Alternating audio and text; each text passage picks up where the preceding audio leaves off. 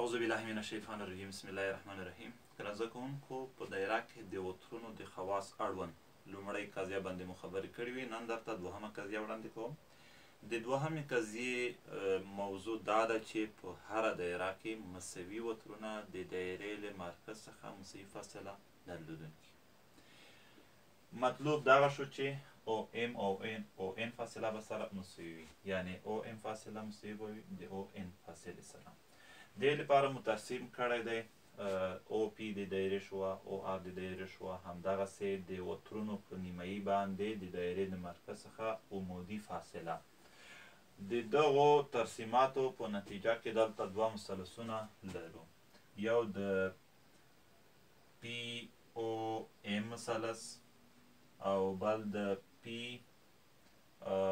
په بخښنې سره د آر او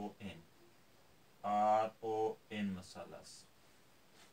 په دغه دوه مثلثونو کې موږ اول دغسې وایو چې دا چې پی کیو او آر اس وترونه سره مساوي وو، نو دلته د دوی نیمایي به هم سره مساوي وي. نو دغسې لیکلی شو چې پی ام فاصله مساوي کیږي د آر ان فاصلې سره. دوهمه خبره دا چې په دغه دوه مثلثونو کې پی او آر فاصلې هم سره مساوي دي. پی او فاصله به مساوي وي د او آر فاصلې سره یا د آر او فاصلې سره، ولې چې دواړه د دایرې شعاګانې دي. همدغسې دلته او ام خط پر پی کیو باندې عمود و او ان خط پر آر اس خط باندې عمود و، نو دلته ویلی شو چې د یو او دوه زاویې چې دواړه قایمې دي، یعنې 90 درجې دي، دا هم سره مساوي دي. دا هم څه ډول دي؟ سره مساوي دي. نو د دغو دریو مساواتو په اساس موږ ویلی شو چې دغه آر او ان مثلث انطباق منونکی دی د پی او ام مثلث سره.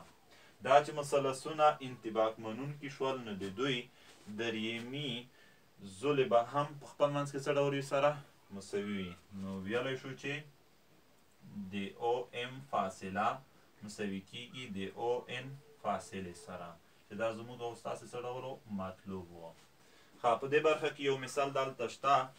که په دې ځای کې د وتر فاصله د دایرې له مرکز څخه 3 وخېده وي او د دایرې شعاع 15 وخېده وي، نو ای بي وتر به څو واحده فاصله درلودونکی وي.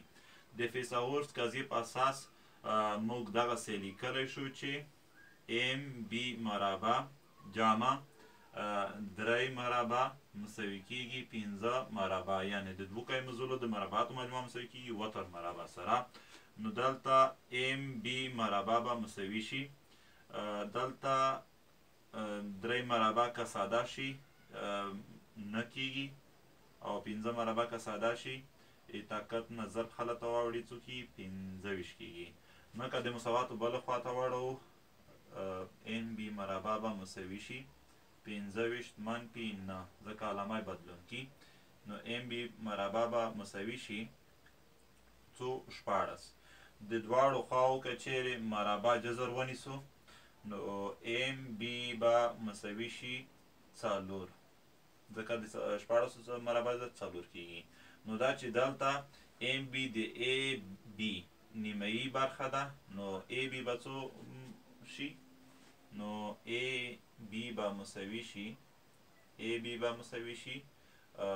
یعنې 8 وحیده، ځکه چې دلته ام بي د ای بي نیمایي دی. نو که 2 چنده شي 4 څو کیږي؟ 8 کیږي. نو ویلی شو چې د ای بي وتر به 8 واحده فاصله درلودونکی وي.